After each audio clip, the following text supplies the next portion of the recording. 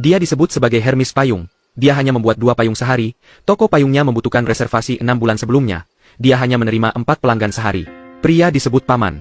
Payung yang baik dimulai dengan kain payung yang bagus. Kain tahan air tingkat nano, yang dipilih dengan cermat, adalah dasar dari payung yang baik. Paman pertama kali menggunakan templat untuk memotong kain payung menjadi bentuk segitiga melengkung. Namun kain yang dipotong tersebut tidak dapat langsung dijahit setelah dikumpulkan. Untuk memastikan tidak ada cacat pada kain yang mempengaruhi kualitas, seperti benang yang terlewat atau benang putus, Paman perlu fokus menguji setiap helai kain, karena setiap cacat kecil akan mempengaruhi hati pelanggan. Setelah semua pemeriksaan selesai, kain segitiga bisa dijahit. Dengan cara ini, jahit kedua bagian tersebut terlebih dahulu, lalu jahit satu persatu, dan periksa dengan cermat garis jahitannya. Tak lama kemudian, sepotong kain payung lengkap dijahit, dan potongan-potongan ini juga memiliki nilai guna. Setelah dilipat, tekan cetakan besi di atasnya dan kocok untuk menghilangkan potongan kain berbentuk roda gigi. Kemudian, setelah memeriksa apakah rangka payung dapat dibuka dan ditutup secara normal, masukkan sepotong kecil kain ke dalam setiap rangka payung dan kencangkan dengan jarum dan benang. Penutup kain kecil yang sedang dijahit sekarang digunakan untuk dimasukkan ke dalam rangka utama payung. Setelah mengencangkan dan mengencangkan kedua benang, potong kelebihannya jarum dan benang untuk menghubungkannya dengan masing-masing benang.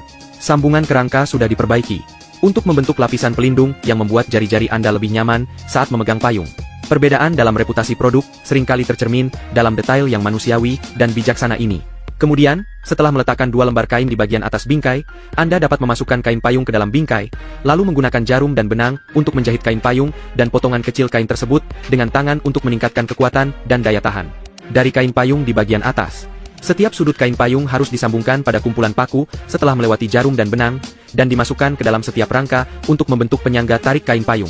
Dengan cara ini, sambungkan setiap kerangka satu persatu. Payung ini pada dasarnya sudah terbentuk, namun Paman harus menyetrika kain payung dengan tingkat kontrol detail yang tidak normal, kemudian menyambung dan memperbaiki kain kecil berbentuk roda gigi yang telah dipasang sebelumnya, dan kain payung dengan benang jarum, serta kain kecil tersebut dan kainnya. Set paku adalah fiksasi kedua juga diperlukan untuk memastikan kesesuaian dan ketegangan antara kain payung dan rangka. Kemudian potong selembar kain penutup, balikan penutup kain dan lipat menjadi 2 dan jahit, hingga menjadi packing berbentuk bunga plum penutup karet, dan potongan logam seperti ini. Masukkan bersama-sama dan ketuk dengan selongsong untuk menempatkannya pada posisi yang diinginkan. Setelah peniti dimasukkan, bagian ujung payung sudah selesai dibuat, dan strap kini sudah bisa dipasang pada payung. Tali panjang diikatkan di balik sepotong kecil kain. Setelah kain payung dijahit, kain payung yang panjang digunakan untuk memasang kain payung, dan kain payung yang pendek digunakan untuk memasang rangka. Terakhir, lem dioleskan pada gagangnya, lalu dililitkan sepotong kapas di sekelilingnya. Kemudian gagang bambu dimasukkan ke dalam gagangnya, dan payung buatan tangan pun selesai dibuat. Dalam dunia yang mengejar efisiensi saat ini, tidak mudah menemukan pengrajin yang mengutamakan kualitas. Apakah Anda ingin payung dibuat seperti ini?